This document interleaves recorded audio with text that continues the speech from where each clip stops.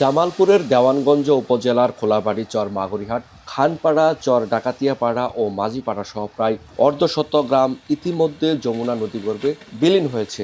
ভিটে মাটি হারিয়ে নিঃস্ব হয়েছেন অসংখ্য মানুষ। তাই যমুনার এই করাল গ্রাস এখন নতুন কিছু নয় নদী পাড়ের বাসিন্দাদের কাছে। রাস্তাঘাট, জমি, পেঁয়াজের জমি, বোরোর জমি, মানুষের ভিটা বাড়ি সব চলে গেছে। এইবার আমার যা ক্ষতি হয়েছে বাবা, আমি সারা জীবনে যা কর্ম করছি স্বপ্ন দিয়ে নিয়ে নিল। এর ভিতরে অনেক মানববন্ধন, অনেক সরকারের কাছে দাবি দেওয়া, অনেক কিছু করা হয়েছে।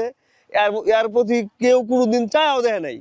স্থানীয় সরকার প্রকৌশল অধিদপ্তর এলজিইডির আমপান প্রকল্পের আওতায় ১,৫২,০০,০০০ টাকা পেয়ে চিকাজানি ইউনিয়ন পরিষদ থেকে চর মাগুরিহাট হয়ে খোলাবাড়ি পর্যন্ত প্রায় ৩.৫ কিলোমিটার পাকা সড়ক সংস্কার করা হয়।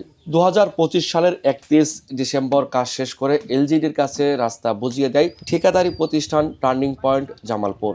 কিন্তু অসময়ের ভাঙনে খোলাবাড়ি পয়েন্টে সদ্য সংস্কার করা প্রায় ২০০ মিটার রাস্তা ইতিমধ্যে নদীগর্ভে বিলীন হয়েছে।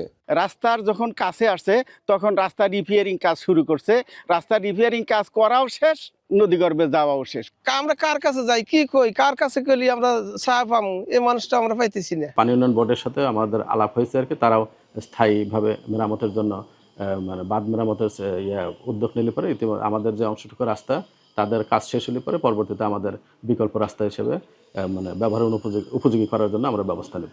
চলতি বছরের গত ২ মাস ধরে উপজেলার খোলাবাড়ি থেকে চর ডাকাতিয়া হয়ে বটখাল পর্যন্ত প্রায় ২ কিলোমিটার এলাকা জুড়ে তীব্র ভাঙন চলছে। জিওব্যাগ ফেলেও ভাঙন পুরোপুরি ঠেকানো যাচ্ছে না। ফলে অবশিষ্ট বসতভিটা, একটি মসজিদ ও একটি প্রাথমিক বিদ্যালয় সহ বিভিন্ন স্থাপনা নদীগর্ভে বিলীন হওয়ার শঙ্কায় রয়েছে।